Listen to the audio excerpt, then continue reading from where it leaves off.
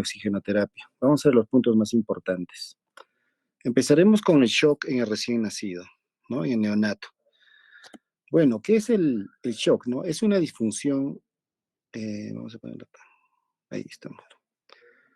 El shock se define como una disfunción circulatoria aguda, ¿ya? O sea, va a haber un problema de entrega, o sea, de aporte insuficiente de oxígeno y de nutriente a los tejidos, ¿no? Va a haber un incumplimiento de la demanda metabólica.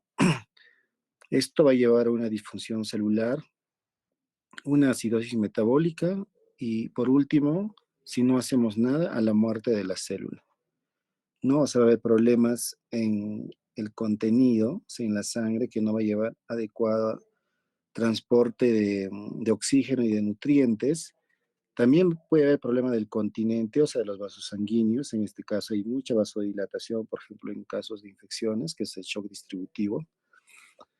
No, también falla de bomba, o sea, cuando hay problemas cardíacos, no va, digamos, a enviar sangre, ¿no? A los diferentes tejidos. Puede haber un problema digamos, de restricción, ¿no? De salida por un neumotórax, ¿no? Un este, hidropericardio, no puede haber que constría el corazón y de lo tanto no deja su adecuado funcionamiento. Vamos a ver los diferentes tipos de shock, ¿no? Ahora, el pronóstico depende de la duración y de la intensidad del cuadro y del grado de la lesión en los órganos vitales. También puede determinar morbilidad a largo plazo, ¿no? Lo que va a incluir afectación neurológica grave por efecto de la isquemia cerebral y la lesión por reperfusión también. Ahora, viendo los diferentes tipos de shock, ¿no? El shock en los neonatos puede derivar, por ejemplo, les decían, de un tono vascular bajo, ¿no? Por ejemplo, eso se ve en el shock distributivo, ¿no? El problema está a nivel de los vasos, o sea, del continente. Ahora, el shock, cuando hay una deficiencia en el volumen sanguíneo, o sea, el volumen sanguíneo es insuficiente, o sea, del contenido, va a ser un shock hipovolémico, ¿no? Puede ser, digamos, un shock hipovolémico hemorrágico y no hemorrágico, ¿no? Hemorrágico cuando pierde sangre y no hemorrágico cuando, digamos, se deshidrata por unas diarreas o por vómitos, ¿no? Entonces vamos a llegar a un shock hipovolémico. Ahora, por un problema de disminución de la función cardíaca, ¿no? Esto va a ser un shock cardiogénico. Ahora, si hay una restricción del flujo sanguíneo, vamos a tener un shock obstructivo. Y por último, cuando hay un aporte inadecuado de oxígeno, que se denomina shock disociativo. Vamos, el más frecuente en neonatología y en recién nacidos preterinos es el shock distributivo, ¿no? Lo que hemos visto por sepsis, por infecciones. Eso está, va a haber un problema a nivel del continente, ¿no? De los vasos sanguíneos, una vasodilatación, por lo tanto no va a haber una buena llegada de sangre a los órganos vitales, ¿no?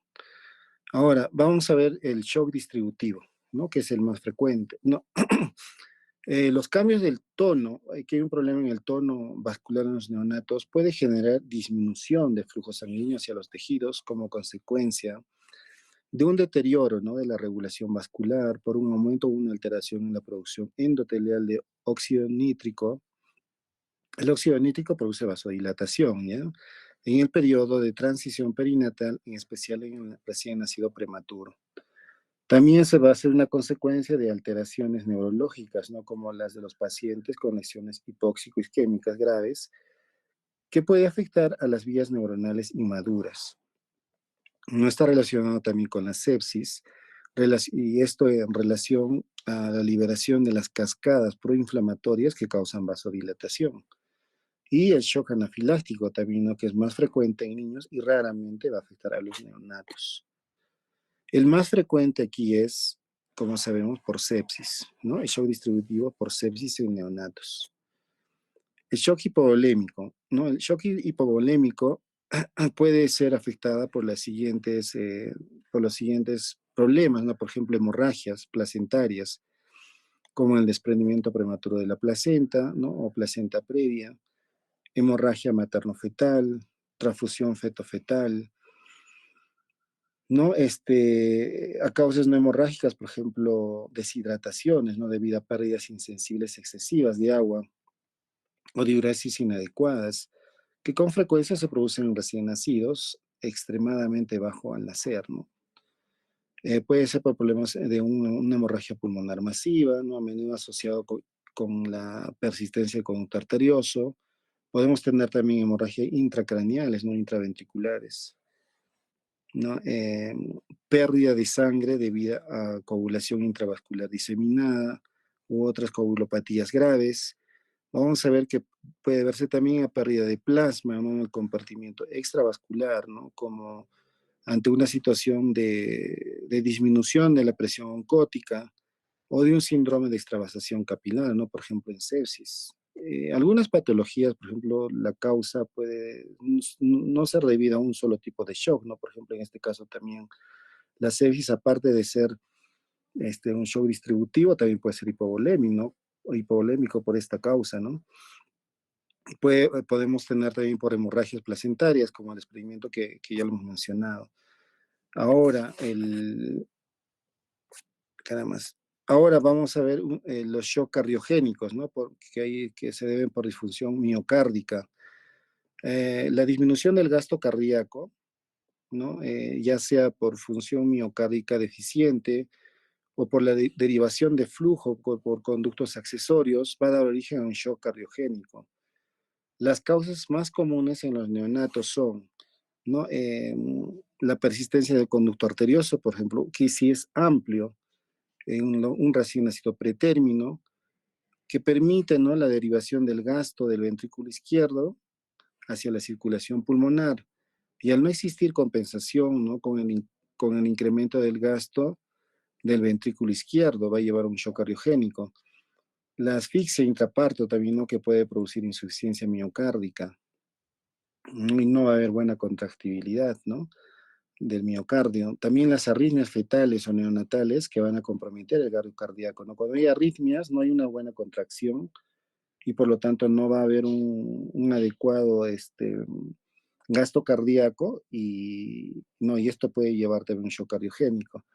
Alteraciones metabólicas, ¿no? Por ejemplo, la hipoglicemia, ¿no? O una miocardiopatía, ¿no? Hijos de madres diabéticas también. Malformaciones arteriovenosas amplias, ¿no? Como la intracraneal, ¿no? Que emplea un volumen considerable de gasto cardíaco de la circulación sistémica. En caso de miocarditis, ¿no? Cuando hay un problema a nivel del miocardio, que sea bacteriano o viral. Las infecciones víricas congénitas, como las causadas por enterovirus, tienen más probabilidad, ¿no? De inducir a miocarditis grave. Ahora, el shock obstructivo. Ahora, la restricción de flujo venoso de entrada o de flujo arterial, que es la de salida, es la de entrada, que entra por la vena cava inferior, por la vena cava superior, ¿no? Y la salida de las arterias, de las grandes arterias, si hay una alteración, una restricción, va a disminuir rápidamente el gasto cardíaco, ¿no? Y desencadena un shock profundo. Los tipos de obstrucción de flujo cardíaco van a incluir, ¿no? Las obstrucciones venosas y va a haber obstrucciones arteriales también. En caso de las obstrucciones venosas, vamos a tener que se debe a anomalías cardíacas, ¿no? Incluidas el retorno venoso pulmonar anómalo total, por ejemplo, el cor triatritium, la atresia tricuspidia y la atresia mitral. Y las obstrucciones al flujo de entrada adquiridas, que pueden deberse a una embolia, por ejemplo, gaseosa o trombótica. A un aumento de la presión intratorácica también causada por la elevación de las presiones en las vías respiratorias, como neumotoras, neumomediastino o neumopericardio. En cuanto a las obstrucciones arteriales, vamos a tener anomalías cardíacas, incluye la estenosis o atresia pulmonar y la estenosis o atresias aórticas. Va a haber, puede ser debido también a anomalías vasculares, ¿no? Como la coartación de la aorta, ¿no? Interrupción del callado aórtico. Debido también a estenosis subaórtico hipertrófica, debido a una hipertrofia ventricular, ¿no? Que se observa en hijos de madres diabéticas, con obstrucción del flujo de salida del ventrículo izquierdo. En hijos de madres diabéticas, como ustedes pueden ver aquí, la patología más frecuente es una hipertrofia ventricular, ¿no? Sobre todo en el septum, ¿no? Interventricular, ¿no? Ahora, en cuanto para hacer el diagnóstico, ¿no? Del shock, al inicio del shock los mecanismos, va a haber mecanismos compensadores, ¿no? Normales que pueden mantener una presión adecuada mediante la derivación de la sangre, de la piel, de los músculos y otros órganos que no son vitales, no órganos vitales. Esta compensación va a permitir mantener la presión arterial dentro de límites normales, ¿no? Por eso se le llama shock compensado a un inicio.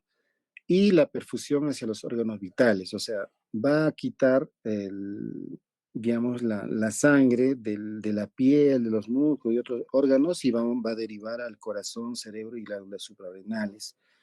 No, ahí estaríamos, si la presión está normal, estaremos ante un shock compensado.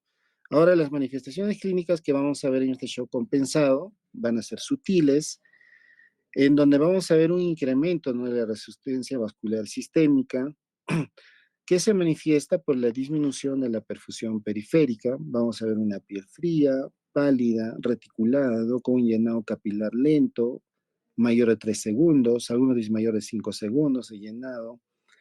Esto se realiza, ¿no?, presionando la piel a nivel de la planta del piecito, ¿no? Presionamos por unos 3 segundos, soltamos y vemos en cuánto tiempo se llena nuevamente o retorna a su color, ¿no? Y nos podemos guiar de esto, por ejemplo. Vamos a ver que existe taquicardia, que justamente acelera la frecuencia cardíaca para mantener un adecuado gasto cardíaco. Vamos a ver que los pulsos periféricos son débiles, con disminución de la presión diferencial, o sea, ver una elevación de la presión arterial, la diastólica. Vamos a ver un hilio, una disminución de la circulación, por una disminución de la circulación plásmica, ¿no? O sea, disminuidos los ruidos hidroaéreos. Y también vamos a ver una oliguria, ¿no? Disminución de la perfusión renal. Entonces, con estos signos podemos ver, pues obviamente aquí vamos a ver que la presión todavía se mantiene, ¿no? Porque es un shock que todavía está compensado. Pero si no hacemos nada, esto va a ir a se va a ir a un shock descompensado, ¿no? En este caso, por ejemplo, si la situación clínica, dice, ¿no?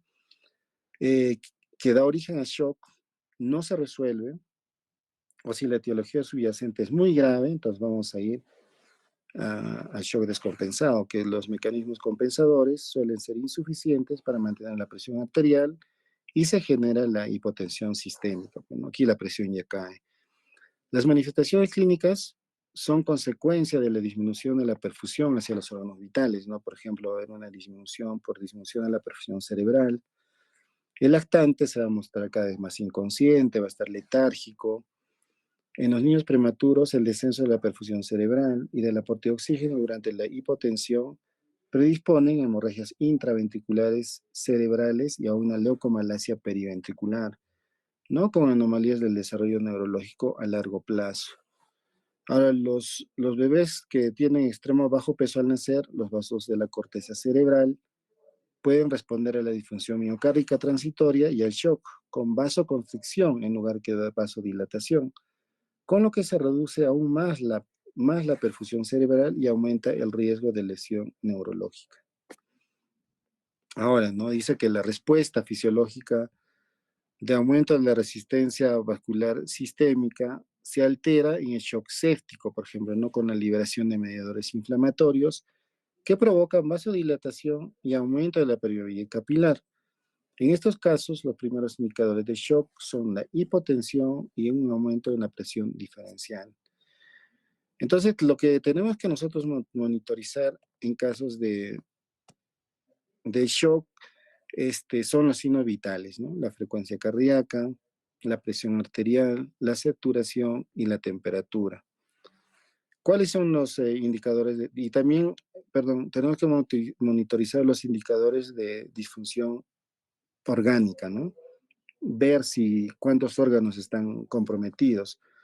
Puede ser útil para establecer el diagnóstico y vigilar el shock, pero el inicio del tratamiento no debe postergarse en espera de resultados del laboratorio que lo confirmen. Entonces es importante tener en cuenta, saber, ¿no?, las presiones arteriales en los recién nacidos, y para ello tenemos tablas ¿no? De acuerdo a la edad gestacional y las presiones que deben tener estas, ¿no? Por ejemplo, deben estar entre el percentil 95, para arriba, pero para abajo, debajo del percentil, este, 5 debe ser, ¿no? 95. Entonces, vemos, ¿no? Es de acuerdo a la edad gestacional que la presión sistólica como la presión diastólica va a variar. Y esto de aquí son los indicadores de disfunción orgánica, por ejemplo, cardiovascular, ¿no? ¿Qué se ve alterado en estos casos? En la parte respiratoria también, ¿cuáles son los criterios para decir que hay una disfunción orgánica? También la parte neurológica, ¿no? El puntaje de Glasgow, por ejemplo, hematológica y renal, ¿no? Que ustedes lo van a leer. Por ejemplo, en forma práctica, en los niños, o sea, en cuanto a las presiones arteriales, se considera hipotensión generalmente a la presión arterial media, no porque aquí no hay, digamos, sistólica, diastólica, ¿no? Sino una presión arterial media. Y la presión arterial media podemos ver en primeros 3 días en recién nacidos menos de 1 kilo. La PAN es igual a la edad gestacional. Por ejemplo, si tiene 23 semanas, su PAN va a ser 23, ¿no? Si tiene 24, su PAN 24 y así, ¿no? Si tiene 27 semanas, su PAN va a ser normal en los primeros días 27. Y de acuerdo al peso, a los 4 a 7 días en estos mismos niños, ya después del tercer día se considera hipotensión cuando la PAN es menos de 30, y lo mismo cuando son mayores de 7 días, ¿no? Que tengan. Y los niños que tienen entre 1 kilo y 1,5 kilos, por ejemplo, se considera hipotensión cuando tenemos una PAN menos de 30 en los primeros 3 días. Y así, ¿no?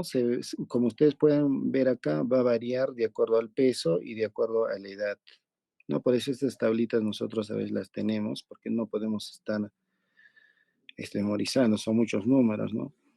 Ahora, los parámetros clínicos laboratoriales ideales de mantener que tenemos que saber, y como ustedes saben, ¿no? La frecuencia cardíaca normal es de 120 a 160. La diuresis es mayor de 1 mililitro por kilo por hora. La saturación es normal entre 85 y 95%, pero aquí en la altura es alrededor de 90 más menos 2 la saturación, ¿no?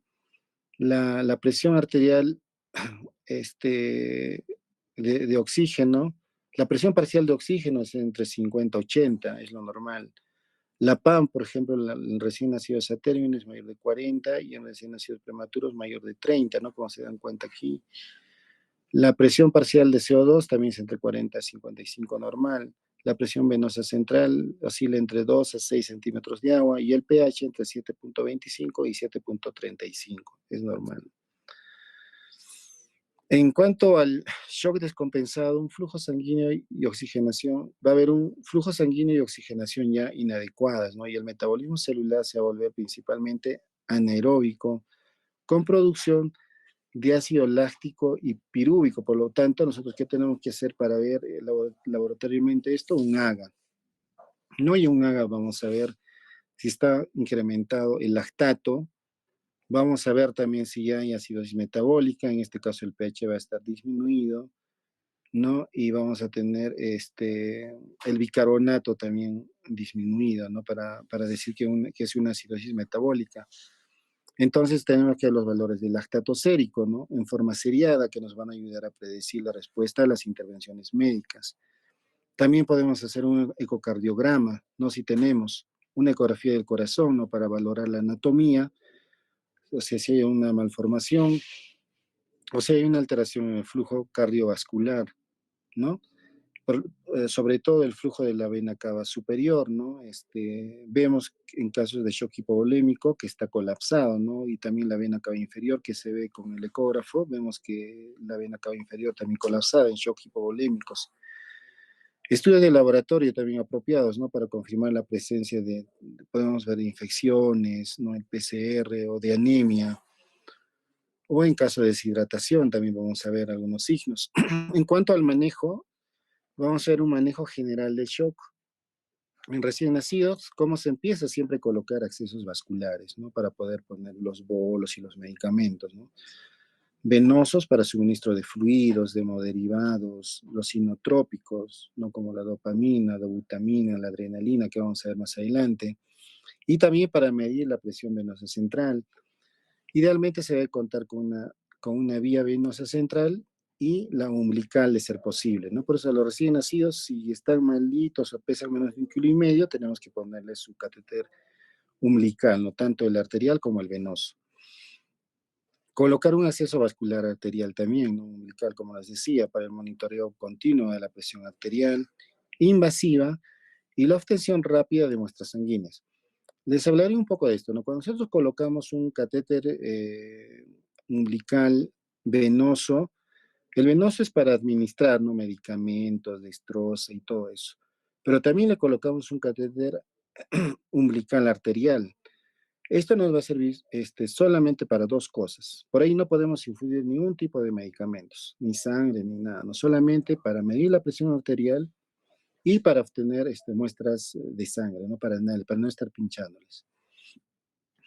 También tenemos que colocar una sonda orogástrica, ¿no? Para evitar la distensión gástrica y evitar broncoaspiraciones. Tenemos que instalar también una sonda vesical para el control de la diuresis, ¿ya? Obviamente tenemos que suspender la alimentación oral, ¿no? O sea, o enteral. Mantener recién nacido en un ambiente térmico adecuado, ¿no? Puede ser una cuna radiante, una incubadora, ¿no? Y esto sobre todo porque aquí dice, ¿no? En una cuna radiante que es abierta, ¿no? Por los procedimientos continuos que se pueden realizar, ¿no? En cambio, si lo ponemos en incubadora cerrada es un poquito difícil, ¿no? Porque está cerrada. Y detener los sangrados activos, ¿no? Esos son el manejo general. Ahora, los pilares del tratamiento de shock son, ¿no? Siempre dar una adecuada oxigenación y ventilación, garantizar una vía aérea permeable, ¿ya? Buena oxigenación central y tisular, evitando siempre la hiperoxia. Los dos extremos son malos, ¿no? La hiperoxia es malo, sobre todo en los recién nacidos prematuros, ¿no? Y en caso que necesite, tenemos que conectarlo a un ventilación mecánico, ¿no? Con un apoyo respiratorio mecánico, dice, no es ser necesario. Tenemos que asegurar la volemia, reponer volumen a volumen, muy útil en el shock hipovolémico o séptico también, ¿no? Podemos usar cristaloides o coloides. Cristaloides, por ejemplo, que es lo más ideal, ¿no? Que es suero fisiológico. ¿Cuál es la ventaja? La ventaja que es efectivo para el manejo inicial del shock, tiene bajo costo y está disponible, ¿no? Las desventajas son que solo el 25% permanece en el intravascular por un efecto transitorio y puede producir sobrecarga también a veces de sodio y de cloro, ¿no? ¿Qué quiere decir esto del 25%? Que cuando nosotros le administramos un bolo, digamos, a 20 por kilo, que generalmente es en los neonatos, el 25% nomás se queda en intravascular, ¿no? El resto se va a se va a salir, ¿no? Por lo tanto, por eso a veces es necesario poner 2 hasta 3 bolos máximo, ¿no? Y si no responde al tercer bolo, ya tenemos que estar pensando en inotrópicos. La dosis, como acá dice, es de 10 a 20 mililitros por kilo, se pasa en bolo, o sea, en 10 a 20 minutos, y se puede repetir de acuerdo a la respuesta, ¿no? Como les digo, puede ser 2 hasta 3 veces máximo. En cuanto a los coloides, por ejemplo, tenemos la albúmina al 5%, cuya ventaja no se recomienda su uso en general, tiene una vida media de 24 horas, podría ser útil para pasar líquido al intravascular en el paciente con un tercer espacio muy aumentado, y las desventajas es de alto costo y el riesgo que nos puede dar esto, que nos puede producir un edema pulmonar. O sea, que ¿eso qué quiere decir? Que no se extravasa como aquí, ¿no? El 21. Aquí todo se queda en el intravascular, ¿no? Y eso hay que tener cuidado. En caso de hemorragias, tenemos que reponer la volemia, ¿no? Puede ser con paquete globular, ¿no? O sea, con glóbulos rojos concentrados, y la dosis es de 10 a 15 mililitros por kilo, y eso se pasa en 1 a 2 horas. Tenemos que corregir también factores negativos, por ejemplo, la hipoxia, dándole oxígeno, hipoglicemia, dándole bolos de glucosa, ¿no? La hipocalcemia, también bolos de calcio, hipomagnesemia, dándole magnesio, o hiperpotasemia también, como ya hemos visto en la anterior clase. Corregir la acidosis metabólica persistente en recién nacido a término, ¿no? Eso se realiza con bicarbonato de sodio, de 1 a 2 miliequivalentes por kilo, lento y diluido. Si el pH es menos de 7.25 y hay una buena ventilación pulmonar, ¿no? Podemos aplicar el bicarbonato de sodio. Ahora, en cuanto al uso de inotrópicos, si digamos no nos responde al primer bolo, al segundo bolo de cloruro de suero fisiológico, ya tenemos que estar pensando en usar, ¿no? La dopamina. La dopamina generalmente es un inotrópico que nos ayuda a mejorar la hemodinámica, ¿no? La presión arterial y la función miocárdica. Esto va a depender, es dosis dependiente. Por ejemplo, una dosis de 1 a 4 microgramos por kilo por minuto generalmente actúa, ¿no? Como vasodilatador renal y mesentérico. En una dosis de 4 a 10 microgramos por kilo por minuto va a aumentar la contractibilidad miocárdica, la presión arterial y la frecuencia cardíaca. Y generalmente esto es lo que nosotros más usamos, a esta dosis, ¿no? Entre 4 a 10. ¿Por qué? Porque lo usamos nosotros cuando la presión arterial está baja, ¿no? Entonces nos ayuda en esa dosis, porque si le damos menos de 4, más que todo es para una dosis diurética, que decimos, ¿no? Y que generalmente no está indicada como diurética, ¿no? Pero es, más que todo nos va a dar una vasodilatación renal, ¿no? Y si le damos a más de 10 microgramos por kilo por minuto, es un excelente vasoconstrictor, ¿no? Nos va a aumentar la resistencia, ah, la resistencia venosa sistémica, la presión arterial y el retorno venoso, ¿no? Entonces nosotros empezamos siempre con una dosis de 8 microgramos y vamos titulando de acuerdo a la respuesta, ¿no? De la presión arterial. Si sigue baja, le aumentamos un punto, le aumentamos 2 puntos y podemos llegar incluso hasta 20 microgramos por kilo por minuto, que es la dosis máxima, ¿ya? Este, En cuanto a las recomendaciones, nos dice aquí, por ejemplo, ¿no? Iniciar con una infusión de 5 microgramos por kilo por minuto. Nosotros empezamos con 8, ¿no? Y aumentar o disminuir según respuesta en un periodo de 10 a 15 minutos. O sea, le damos ese tiempo y vamos titulando, ¿no? Si nuestra PAN es todavía baja, le aumentamos un puntito, 2 puntitos, vamos subiendo, ¿no? Si está muy alta, también la disminuimos, ¿no? Ahora, la dobutamina también, ¿cuándo la podemos utilizar? Esta nos ayuda más que todo a nivel de bomba. O sea, nos aumenta la contractibilidad miocárdica, ¿no? Y disminuye la resistencia venosa sistémica. Mínimo efecto sobre la presión arterial tiene, ¿no? Y la frecuencia cardíaca, lo que es lo contrario con la dopamina. Se utiliza en el shock cardiogénico, por ejemplo, ¿no? Shock séptico también, en la falla cardíaca congestiva y sobre todo en los recién nacidos asfixiados que cursan con hipotensión secundaria de disfunción miocárdica, o sea, de bomba, que se presentan con la resistencia venosa periférica incrementada, ¿no? En el recién nacido pretérmino no se recomienda como droga de primera elección, ¿no? Y se indica cuando hay fracaso a la respuesta de la dopamina. Ahora, la dosis es entre 5 a 20 microgramos por kilo por minuto. También igual, empezamos con 8 y vamos titulando, ¿no? Hacia arriba o hacia abajo. El otro medicamento es la adrenalina, ¿no? Que es uno de los inotrópicos más potentes y en general se reserva su uso para casos severos de shock cardiogénico, colapso cardiovascular agudo e insuficiencia cardíaca refractaria al manejo con otros agentes. Cuando digamos ya en caso de la dobutamina estamos utilizando y fracasa, lo que siguiente que tenemos que utilizar es la adrenalina, ¿no? Aumenta la contractilidad miocárdica, la frecuencia cardíaca y también la presión arterial. Entonces, cuando ya utilizamos adrenalina, suspendemos la dopamina y la dobutamina. La dosis es de 0.05 a 1 microgramo por kilo por minuto. Eso no se prepara en infusión continua. Y la noradrenalina, si es que tenemos, ¿no? Usar preferentemente en el shock refractario. O sea, si no nos responde esto, seguimos con la noradrenalina y la dosis es igual, ¿no? De 0.05 a 0.1 microgramo por kilo por minuto. En casos de que el recién nacido tenga un shock refractario, ante la ausencia, ya lo último, ¿no? Ante la ausencia de respuesta a volumen, a inotrópicos, Se puede administrar lo último que utilizamos, la hidrocortisona, ¿no? Como tratamiento de rescate a una dosis endovenosa de 2 a 4 microgramos por kilo por día, dividido en 2 a 3 dosis.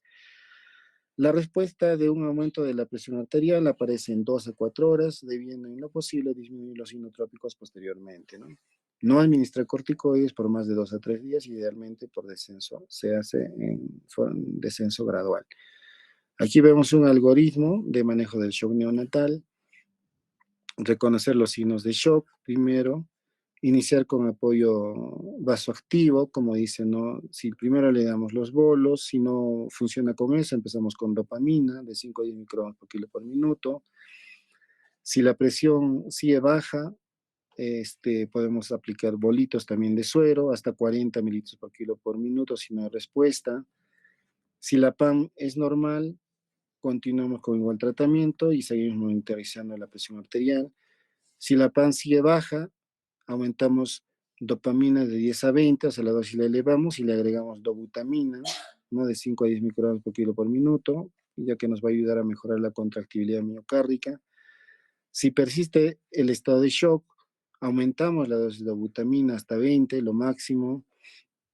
Si no hay mejoría, considerar un shock refractario, iniciar adrenalina, ¿no? Y posteriormente, si no hay respuesta, ya al último, ya hidrocortisona, ¿no? Eso es en cuanto a shock. Ya, en cuanto a la oxigenoterapia, primero ustedes tienen que saber, ¿no? Que tenemos para administrar, tenemos los balones de oxígeno, tenemos que tener un humidificador y un marcador de flujo, ¿no? Que algunos son de este tipo, con una bolita, y otros son en forma de reloj, ¿ya? Y de acuerdo a que giramos la perilla, vamos aumentando los litros, ¿no? Que vamos de 1 litro hasta 15 litros, por ejemplo, acá, ¿no? Y aquí también, solamente es la forma, ¿no? Que para que tengan en cuenta.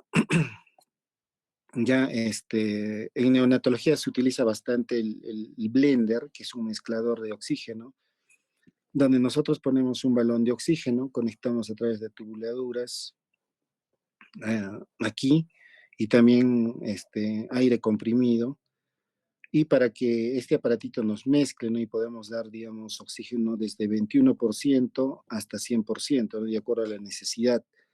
¿Por qué? Porque si no tendríamos este blender en neonatología, le daríamos al 100%, ¿no? Y eso no es muy adecuado, porque el oxígeno en exceso también causa daño, ¿no? Así como ayuda, también causa daño. Por eso hay que estar midiendo la saturación, ¿no? Y de acuerdo a eso vamos aumentando la concentración de oxígeno.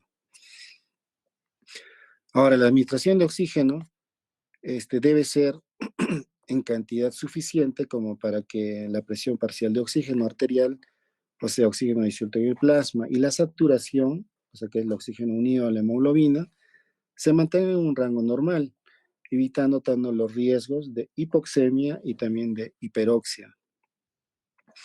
No, el oxígeno es una droga, como ustedes deben saber, con efectos potencialmente adversos, ¿no? Sobre todo en los recién nacidos prematuros, y en especial en los que pesan menos de 1 kilo o que tengan menor de 32 semanas. Es necesario evitar, ¿no? La hipoxia, pero sin causar hiperoxia, que va a conducirnos a una injuria y un estrés oxidativo. Ahora, las formas de administrar oxígeno, vamos a tener, ¿no? Diferentes formas, y se dividen en métodos invasivos y métodos no invasivos. Métodos invasivos tenemos el CPAP, tenemos la ventilación mecánica convencional, la ventilación de alta frecuencia y membrana extracorpórea. Los métodos no invasivos tenemos oxígeno directo, o sea, flujo libre, así como ven en la figura. Tenemos por cánula binasal, o sea, todo lo que se usa en neonatología, les estoy mencionando, por halo cefálico, ¿no? Es como un casquito. Y también oxígeno libre en la incubadora, ¿no? Que esto no está tan indicado, ¿no? Pero también lo menciono. Ahora, el oxígeno libre, oxígeno directo, o sea, flujo libre, es acercar el oxígeno a la nariz del recién nacido, ¿no? De manera que respire un aire enriquecido de oxígeno. Esto se puede realizar sosteniendo una tubuladura de oxígeno cerca a la nariz o colocando la máscara de oxígeno por un tiempo breve, ¿no? Así como están viendo ahí. Ahora, la fuente nos va a enviar oxígeno al 100% a través de una tubuladura que se va a mezclar, ¿no?, con el aire ambiente, que tiene 21% a la salida, por lo que la concentración de oxígeno que va a llegar a la nariz va a ser siempre menos de 100%, ¿no?, porque se mezcla. Ahora, la concentración de oxígeno que llega al recién nacido va a depender de dos factores, ¿no?, del flujo de oxígeno que vemos por relojito, por otro que les mencioné, ¿no?, en litros por minuto, puede ser 1 litro, 2 litros, y la distancia, ¿no?, desde la punta de la tubuladura a la nariz, esta distancia, ¿no? Por ejemplo, ¿no?, con un flujo de 5 litros por minuto y la tubuladura dirigida hacia las narinas, hacia la nariz, a una distancia de 1,5 centímetros, vamos a entregar un fío cercano al 80%. A una distancia de 2,5 centímetros, vamos a tener un fío de un 60%, ¿no? A una distancia de 5 centímetros, vamos a obtener un fío 2 de aproximadamente 40%. Es de acuerdo a la distancia. Entonces, por ahí que nos podemos guiar, ¿no?, cuánto de fío 2 le estamos dando. Ahora, por cánula binasal o cánula nasal nomás. El flujo de oxígeno no debe exceder de 1 a 2 litros por minuto, ¿no?, en neonatos. Más de 2 litros por minuto va a producir malestar, ¿no?, por flujo turbulento, daño en la nariz, va a causar irritación, ¿no?, irritabilidad. La concentración de oxígeno obtenida va a oscilar entre 25 a 35%, no máximo. No es necesario calentar ni unificar el oxígeno. ¿Cuáles son las ventajas? Es un método simple, de bajo costo, va a permitir una adecuada alimentación por vía oral, porque va a estar en la naricita, y una interacción entre recién nacido y los padres también, ¿no?, el personal y el medio ambiente. Se adapta fácilmente a los recién nacidos, es el método ideal para los recién nacidos que requieren bajas concentraciones de FiO2 o uso prolongado de oxígeno, por ejemplo, en los que tienen displasia broncopulmonar, ¿no? Y incluso se pueden ir con esto a su casita, ¿no?, con un oxígeno en su domicilio, que están con su canulita, a los papás se les indica a 1 litro, mantenerlo si desaturan, ¿no?, y así poco a poco van dejando. La desventaja es que no se puede medir exactamente la FIO administrada. Ahora, por halo cefálico, ¿no? Este es el aparato que ustedes habrán visto de repente en el servicio. No se trata de un halito o una campana de acrílico, no, con una abertura en forma de media luna para que entre el cuellito, para colocar la cabeza recién nacido, con un orificio de entrada para la tubuladura, que está en esta parte, ¿no? Y de oxígeno y una tapa opcional en su sector superior. A veces acá arriba tienen una tapita, ¿no? En este caso, por ejemplo, es íntegra todo, ¿no? Ahora, el tamaño del halo debe ser adecuado al neonato para que éste se sienta confortable, ¿no? No para un halo chiquito, ¿no? Hay diferentes tamaños, ¿no? Para prematuritos, para términos, el tamaño es distinto. Se utiliza cuando se requiere concentraciones de oxígeno superior a 30%. Por ejemplo, la cánula era hasta 30%, 35%, ¿no? Esto es ya cuando queremos concentraciones más altas. Para administrar concentración de oxígeno entre 21 a 100% se requiere de fuentes de oxígeno y aire comprimido, ¿no?, separados para que se mezclen de forma más fiable posible. Idealmente se debe utilizar un mezclador, como le dije, este mezcladorcito, ¿no? Es ideal para dar un fío de acuerdo a lo necesario nada más. Como mínimo debemos de colocar un flujo siempre mayor de 3 litros, o sea, nunca le podemos dejar en halo y menos o sea, de 3 a menos. ¿Por qué? Para evitar la reinhalación del CO2, ¿no? Ahora, con el halo totalmente cerrado, con flujos altos de 8 a 10 litros y con administración exclusiva de oxígeno, podemos conseguir una FiO2 de hasta 90%. ¿Cuáles son las ventajas? Que se pueden mantener concentraciones precisas de oxígeno, pudiendo ser medidas colocando un sensor de oxímetro, que es un medidor de concentración de oxígeno cercano a la nariz del recién nacido. La desventaja es que son incómodos para el manejo de enfermería y a veces para el mismo recién nacido, ¿no? Y puede interferir con las interacciones entre el recién nacido y los padres, el personal y también el medio ambiente. Ahora les decía del oxígeno libre en incubadora, no se puede utilizar cuando se requiere concentraciones de oxígeno inspirado menos de 30%, pero no se recomienda. ¿Por qué? Porque la concentración de oxígeno cae bruscamente cuando abres la puerta de la incubadora, ¿no? Ahora, para el manejo de la FiO2 y la saturación de oxígeno, ¿no?, tenemos que nosotros manejar un FiO2 adecuado, que les dije, ¿no? Tenemos que programar límites de alarma de saturación, por ejemplo. El monitor de saturación de oxígeno debe ser usado inmediatamente que recién nacido, luego del nacimiento. O sea, apenas nace y va a necesitar oxígeno, tiene un problema de oxigenación, digamos, le ponemos su pulso oxímetro. No en la sala de parto y durante el traslado, la mínima se programa en 85% y la máxima en 93%. Dicen no más del 95% en los recién nacidos prematuros más grandes. No deben ser modificados los límites solo porque la alarma suena, dice frecuentemente, ¿no? Y nunca deben ser apagados las alarmas, ¿no? De los monitores de oximetría. Ahora, alarma de saturación baja. Ante la alarma de saturación menor a 85%, siempre es conveniente que nosotros nos preguntemos, ¿no? ¿Está apropiada la onda de pulso? O sea, las ondas de pulso tienen que ser bien regulares para decir que esa es su saturación, ¿no? O es un problema de sensor, también puede ser de sensor, ¿no? O cómo está la frecuencia cardíaca, tenemos que ver, y el esfuerzo respiratorio, porque si su frecuencia respiratoria está normal, sus latidos están dentro del normal y vemos que está desaturando menos 85%, tal vez porque está malogrado el sensor, no está bien colocado. O cuán baja la saturación y cuánto tiempo ha estado por debajo de los niveles aceptables también. Entonces, las saturaciones que nosotros deseamos siempre van, ¿no? De 88 a 92, 88 a 94, 90 a 96 en los recién nacidos a término, por ejemplo, ¿no?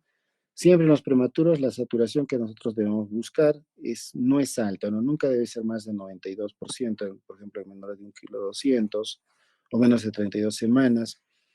Entre 88 y 94% de niños que pesan más de 1,2 kg o mayor de 32 semanas. Y un recién nacido a término o un recién nacido con displasia pulmonar, más o menos que satura entre 90 y 96% nomás, ¿no? Ahora, el descenso de FiO2 y niveles de saturación, ¿no? Siempre que la saturación sea superior a la deseada en forma estable, no inferior en 10 minutos, se debe descender paulatinamente la FiO2 de 5 en 5 puntos, ¿no? Hasta tener 35% de FiO2, donde los descensos ya podemos realizar incluso un poco más lentos, ¿no? De 2 en 2 puntos para evitar cambios bruscos de la presión parcial de oxígeno. ¿No? ¿Qué quiere decir? Si la saturación está alta, digamos, estamos poniendo un FiO2 de 80%, ¿no? Y si está saturando más del 95%, le bajamos 5 puntos, ¿no? Le damos 85 nomás. Y así vamos bajando a 5 puntos, pero cuando llegamos, ya estamos con un FiO de 35 y ya tenemos que bajar de 2 en 2, ya no de 5 en 5, ¿no? Ahora, incrementos de FiO2, incrementar el oxígeno de menos a más con incrementos también igual, de 5 en 5. En casos de episodios de apnea, ¿no? Si digamos hace una apnea, el bebé, o sea, deja de respirar, tenemos que ventilar con la misma FiO2 que recién nacido estaba recibiendo, ¿no? Y si hace falta reanimar, colocamos un saturómetro, medimos la saturación y bajamos la FiO2 a valores que mantengan una saturación entre 88 y 93% hasta estabilizar al recién nacido. En todos los casos en que el niño requiera un incremento de FiO2, el profesional que realizó el cambio debe permanecer al lado del paciente hasta la estabilidad del mismo. O sea, no podemos dejarlo libre, ¿no? Le dejamos a 90% e irnos, ¿no? Tenemos que estar ahí viendo, ¿no? Porque el oxígeno también, como a veces es necesario, es dañino también, ¿no? Para la salud. No aumentar el FiO2 y dejar el área al recién nacido, ¿no? Hay que evaluar porque es necesario hacer cambios a veces, no dejar al recién nacido porque está mejor o porque su saturación mayor a la recomendada también.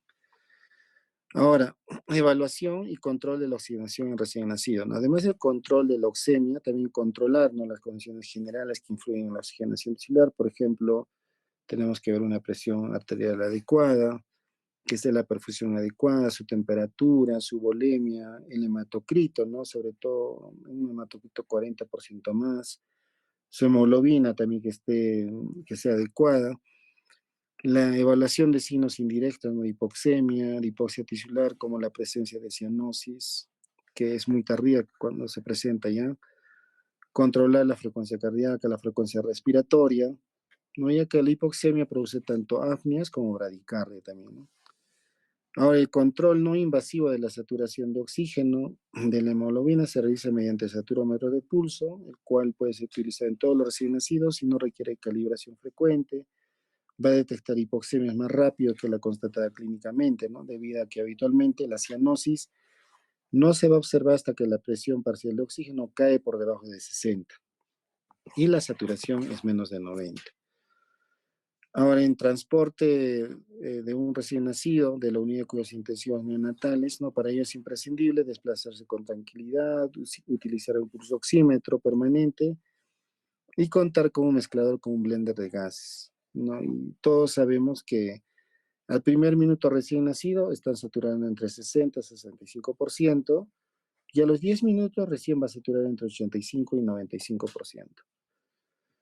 Ahora, nos recomiendan, ¿no? De no contar, por ejemplo, con un mezclador o un blender, podemos nosotros utilizar esta bolsa autoinflable, ¿no? Y si le sacamos el reservorio, ¿no? Digamos, le conectamos aquí el oxígeno, abrimos a 8 a 10 litros, le estamos dando una FIO2 aproximadamente de 40% cuando le retiramos digamos, el reservorio, ¿no? Pero con reservorio y le damos esa cantidad, le estamos dando casi el 90, 100%, ¿no? En el traslado es ideal también contar con una bolsa de reanimación con manómetro, ¿no? En la válvula de PEP, o mejor aún con un respirador, ¿no? O con un ventilador de transporte o un neopaf. Ahora, todas las recomendaciones acerca de saturometría óptima en prematuros son válidas y deben ser cumplidas siempre que recién nacido reciba oxígeno, ¿ya? Ahora, los controles gasométricos, ¿no? Pueden ser utilizados a través de la extracción de gases de sangre arterial, ¿no? Si se pone un catéter umbilical instalado, o también puede ser venoso, ¿no? O capilar. Y estos son los parámetros que nos recomiendan, ¿no? Valores normales. ¿Cuáles son las complicaciones de la oxigenoterapia, no? El oxígeno, como cualquier otro fármaco, también tiene efectos adversos, ¿no? Y lo más importante están relacionados con la administración del oxígeno son, por ejemplo, a nivel pulmonar, ¿no? ¿Cuáles son los efectos, las complicaciones? Nos podría producir una displasia broncopulmonar, sobre todo en prematuros. Ahora, problemas a nivel ocular, la toxicidad de oxígeno en la retina está directamente relacionada con el grado de la prematuridad, ¿no? A la concentración de oxígeno en sangre, así como al tiempo de exposición, ¿no? La presión parcial de CO2 y los cambios bruscos de oxigenación juegan un papel importante, ¿no? En el desarrollo de la retinopatía del prematuro. Entonces, la otra complicación ocular es la retinopatía del prematuro, ¿no? Casos infecciosos también están relacionados con cuidado de los equipos, ¿no? La descontaminación inapropiada y la falta de limpieza del agua de los humidificadores, ¿no? Ahora, hablando del CPAP nasal de burbuja. El CPAP nasal es este aparatito que ustedes habrán visto, que se le coloca a un recién nacido, ¿no? Cuando tenemos sobre todo un Silverman Anderson de 4 hasta 6, está con quejido, entonces, o su esfuerzo respiratorio es muy marcado. Antes de que entre a ventilación mecánica, le podemos poner a un CPAP, ¿no? Nasal. Esto ¿qué nos va a dar? Es una presión positiva continua en la vía aérea, ¿no? Y es por vía nasal. De eso deriva el nombre de CPAP, ¿no? De presión positiva continua en la vía aérea y por vía nasal. Entonces, más o menos el mecanismo es el siguiente, ¿no? Tenemos acá un blender, un mezclador de oxígeno, por donde entra aire y entra oxígeno. Le damos a 5 litros por minuto, ese es el estándar. Abrimos a 5 litros por minuto y aquí en la manilla esta podemos regular FIO desde 21 a 100% de acuerdo a la necesidad. Esta viaja a nivel de una tubuladura y vamos a llegar aquí a un humidificador y un calentador de aire. Luego esto va a llegar a la nariz del bebé, ¿no?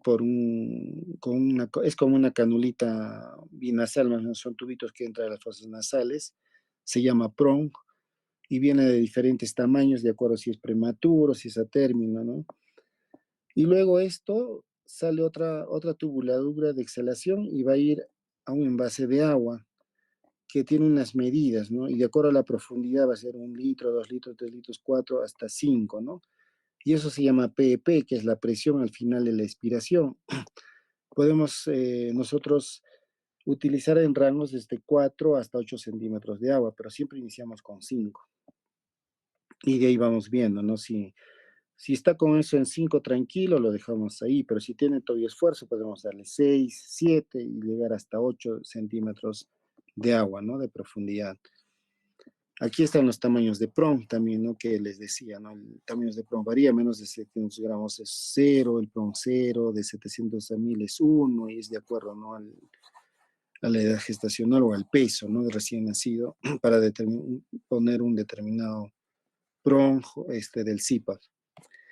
Ya, entonces, ¿qué nos ayuda el SIPA generalmente a la presión, ¿no? Por ejemplo, cuando nosotros, este es un alveolo, ya cuando ingresa el aire, este se va a insuflar, no se va a distender, entonces va a llegar a este tamaño. Eso se llama presión inspiratoria pico. Luego de eso, cuando ya exhala, entonces como que desinfla y tiene que quedar aire, porque si no se colapsaría, ¿no? Eso se llama presión al final de la expiración. Y a veces el recién nacido pues colapsa, ¿no? Sobre todo en enfermedad de membrana hialina, que no tiene un surfactante adecuado. Entonces, para que no se colapse, justamente utilizamos el CPAP, ¿no? Para que quede esta presión, por eso puede ir 4 hasta 8 esta presión, ¿no? Que queda. Y de eso, ese es el mecanismo que nos ayuda el CPAP. Por ejemplo, vienen estas curvas, ¿no? Este es el volumen corriente, las respiraciones normales que hacemos. Inhalamos, exhalamos, inhalamos, exhalamos, inhalamos, exhalamos. A veces inhalamos profundamente, ¿no? Y sube. O exhalamos profundamente, baja, ¿no? Que es el volumen de reserva expiratorio. ¿No? Y luego aquí tenemos también igual, ¿no? El volumen corriente o volumen tidal. Entonces, el CPAP, ¿a qué nos ayuda? Nos ayuda mejora nuestra capacidad residual funcional, ¿no? La capacidad residual funcional, este volumen, ¿no? Que se siga quedando distendido, o sea, que no se colapse, ¿ya? Ahora, ¿cuáles son los criterios de ingreso para CPAP? ¿No? Todo recién nacido, con estrés respiratorio, caracterizado por retracciones acompañadas de quejido, ¿no? Que tenga un Silleran de 4 a 6. Si tiene 1, 2, 3, es leve, ahí podemos utilizar canulita, podemos utilizar casco, halo, ¿no? Pero si es más, ya tenemos que estar pensando en CPAP. O sea, es un paso más. O cuando la presión parcial de oxígeno esté menos de 50 en un AGA, con un FIO2 ya más de 40% y esté en casco cefálico, entonces ya no da más, le pasamos a CPAP. O cuando hagan apneas, ¿no? Apneas seguidas, entonces el prematuro no respira, entonces la única forma de estimular es con el CPAP, por ejemplo, ¿no? O luego de retiro de ventilación mecánica, cuando lo vamos a extubar, ¿no? Generalmente no lo dejamos así nomás o con casquito, tenemos que pasarlo a CPAP, ¿no? ¿Cuáles son las contraindicaciones también? Por ejemplo, no se puede poner un síndrome de aspiración meconial severo. ¿Por qué? Porque al ponerle un CPAP le metemos presión y a veces como hay fenómenos de válvula, ustedes saben, el líquido meconial cuando entra a los alveolos causa como una especie de válvulas, ¿no? Entonces insuflamos, inflamos y podemos poner un neumotórax, ¿no? Por ejemplo, tampoco en hipertensión pulmonar severa, no está prohibido. En desórdenes neuromusculares, no como insuficiencia respiratoria. O sea, si el bebé no tiene una respiración propia de él, no lo vamos a dejar en CPAP, ¿no? Ella tendría que tener la ventilación mecánica, ¿no? En caso de neumotórax también, le damos mucha presión, entonces no es conveniente, sí, pero ya es necesario intubarlo, pues, ¿no? O en caso de hernia diafragmática, ¿no? En hernias diafragmáticas apenas nace y ya se le intuba, pues, ¿no? Para que no entre aire a los intestinos, ¿no? Y se distienda más. En atresia de esófago también con fístula tampoco se le puede, ¿no? Pues si no le estaríamos introduciendo aire a los intestinos, ¿no? Ahora, un poco hablando de ventilación mecánica convencional, para que tengan solamente una idea también, no, no es para que, porque eso es muy avanzado ya, ¿no? Tenemos los ventiladores mecánicos, como aquí podemos ver en la figura, que ahí existe una rama inspiratoria por donde ingresa el aire, que siempre tiene un calefactor, ¿no? Y un humidificador, ahí hay agüita y hay un calefactor, entonces entra aire caliente y humidificado por el tubo endotraqueal que previamente le hemos intubado, y hay una rama expiratoria, ¿no? Por donde sale el aire y se elimina. Y igual es el mecanismo, ¿no? O sea, entra aire, vamos a tener una presión inspiratoria pico que se llama el PIP, sale el aire, y para que no se colapse tiene que quedar una presión, que es el PEP, que es la presión al final de la expiración. Entonces, ¿cuáles son los parámetros que nosotros tenemos que programar en un ventilador? Es el FIO2. Como siempre iniciamos con un FIO2 de 60% y luego de acuerdo a su saturación vamos incrementando o disminuyendo de 5 en 5 puntos, ¿no? Como hemos visto. La presión inspiratoria pico, por ejemplo, esta presión que damos, no hay una medida de acuerdo a la edad, ¿no? Podemos dar entre 14 hasta 25, por ejemplo, ¿no? Generalmente empezamos con 15, 16 y vemos cómo mueve el tórax el bebé. Entonces, cuando ya mueve, ya lo dejamos ahí. El PP empezamos con 5 de presión y podemos ir aumentando hasta 7, 8. La frecuencia respiratoria que programamos en un ventilador es la fisiológica, ¿no? Que sabemos que es la frecuencia respiratoria entre 40 y 60. Obviamente, si es más pequeño, tenemos que ponerle mayor frecuencia respiratoria, ¿no? Y otra es la relación, inspiración, expiración, inspiración, expiración. La relación siempre es de 1 a 2, ¿no? Una inspiración y el tiempo de expiración es un poquito más largo para que pueda salir el aire, ¿no? Ustedes van a ver ahí perillas para poner estos parámetros. Por ejemplo, aquí la frecuencia cardíaca, donde se rate. Aquí está en 30, ¿no? Pero lo podemos poner entre 40 y 60. Aquí tenemos la presión inspiratoria, pico, que puede ir de 14 a 25. El tiempo inspiratorio en este ventilador, por ejemplo, tenemos que darle porque hay una relación de 1 a 2. Aquí dice el PP, ¿no? Entonces le ponemos también más o menos en 5. El flujo también, ¿no? Es igual como el oxígeno, el flujo de oxígeno que se le abre aquí, porque es 0.5, del trigger, este es el trigger. Y el FIO2, ¿no? Que podemos empezar entre un 60% y incrementar de acuerdo a la necesidad del paciente. Ahora, las indicaciones de ventilación mecánica convencional recién nacido, el ingreso de apoyo respiratorio mecánico debe ser previo al deterioro progresivo, ¿no? De la función respiratoria, expresado por cianosis persistente, compromiso del sensorio y o agotamiento respiratorio. Y hay indicaciones clínicas, ¿no? Y también laboratoriales. Las indicaciones clínicas, ¿cuáles son? Cuando hay un aumento o una disminución en la frecuencia respiratoria, acompañadas por aumento en el esfuerzo respiratorio y estrés respiratorio. O sea, cuando el trabajo respiratorio esté incrementando, ¿no? Y tú lo ves a un recién nacido ya que se está agotando, ¿no? Entonces ella tiene que entrar a un ventilador. Cuando las apneas sean ya más frecuentes, ¿no? Porque si ya hay una apnea, dos apneas, podemos valernos del CIPA, como les dije antes. Pero si hay apneas ya muy persistentes, o más de 3 en un lapso de 1 hora, ya tenemos que pensar en ponerle xantinas, ¿no? Como cafeína, por ejemplo, y cuando ya no nos responde ni al CIPA ni a las xantinas, ¿no? Ahí ya tenemos que poner la ventilación mecánica. Más de 5 apneas en 1 hora, ¿no? Más de 5 acá dicen, ¿no? Apneas que requieran ya ventilación mecánica, ¿no? O sea, que están en ventilación a presión positiva en CIPA y ya son más de 5, ya tenemos que pasar a ventilación mecánica.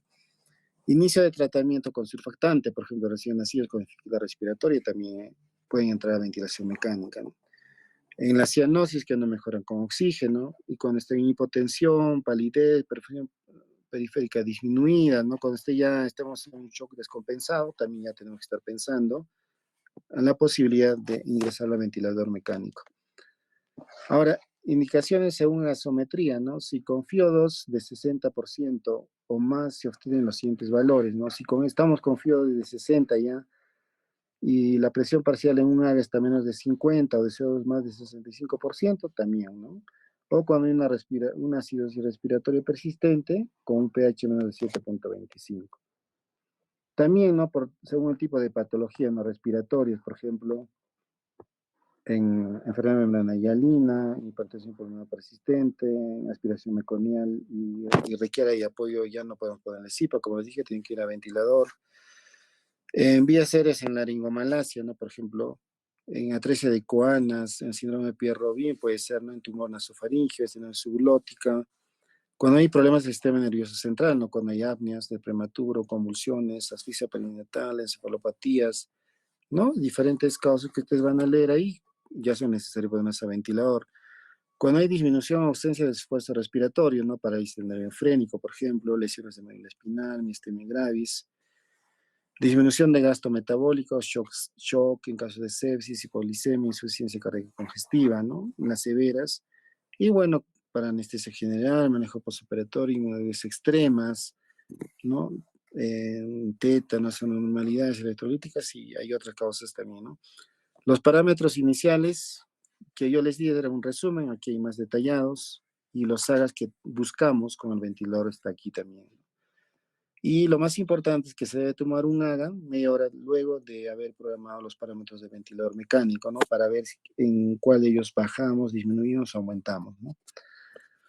Bueno, eso es todo. Es bastante en realidad lo que es ventilación, CIPA, shock. He tratado de hacer y sacar lo más importante. No sé si tendrán alguna pregunta. Doctor, buenas noches, doctor. Hola, sí, Ah, dime, te sí, escucho. yo tengo una pregunta con respecto, bueno, a cuáles serían las indicaciones ya para usar el ECMO, doctor. Ah, el ECMO. Ujú. Ya, mira, normalmente nosotros vemos ya cuando los parámetros, a ver, antes del ECMO todavía tenemos la ventilación de alta frecuencia. Ya, digamos, cuando el índice, o sea, ahí se saca en el AGA, a través del AGA se saca un índice oxigenatorio. Ya cuando están superando, digamos, 25 de índice oxigenatorio, ya tenemos que estar pensando en una ventilación de alta frecuencia, ¿no? Que, digamos, donde la frecuencia, es un SIPA que vibra prácticamente la alta frecuencia. O sea, ¿qué les digo? Le ponemos como si fuese un CPAP y unas frecuencias respiratorias en Hertz, que son, ¿no? Que más o menos te van hasta 600, 700, 800 respiraciones por minuto, ¿no? Vibra prácticamente, como turbulencia entra. Pero cuando ya tenemos índices oxigenatorios más de 40, ya pues, ¿no? Ya tenemos que estar pensando en ECMO. O sea, cuando ya no le da ni siquiera la alta frecuencia, ¿no? Entonces ahí ya tiene que ingresar a ECMO, ¿no? ECMO, por ejemplo, en el Perú todavía no hay, ya en Perú no hay. Yo he visto en Argentina, hemos visto dos casos, que casos de coqueluche en lactantes, que generalmente ellos los que ingresan, ¿no? Y bueno, el manejo es muy, muy especializado, ¿no? O sea, hay un grupo, un equipo de neonatólogos capacitados, ¿no? Para hacer este tipo de procedimientos. Y no son del todo al 100% de los dos que vi y los dos fallecieron, ¿no? O sea, no es, digamos, como que tan fácil, ¿no? Una circulación extracorpórea. Bueno, es lo que te puedo decir, ¿no? En qué casos podrían ingresar a ECMO. Es lo último, ¿no? Que se puede hacer, en donde se coloca catéteres de las arterias, ¿no? Del cuello, y sale la sangre, ¿no? Un aparatito donde se oxigena la sangre y va entrando por otro lado, ¿no? Vuelve al bebé y tenemos que estar, la sangre es anticoagulada, se anticoagula, se mide cada media hora, ¿no? La coagulación y a veces por hemorragias son los que también fallecen, ¿no? El primer caso que vi falleció por una hemorragia intracerebral, por la coagulación, ¿no? Que ya tenía muy elevada. Hizo una hemorragia cerebral y bueno, cuando ya tenía la hemorragia cerebral ya se quitó, pues, ¿no? La hemorragia, se quitó el ECMO y quedó ahí ya. Bueno, eso te podría decir acerca de la circulación extracorpórea, Jackie. Ok, doctor, muchas gracias. Ujú. ¿Alguna otra pregunta que tengan?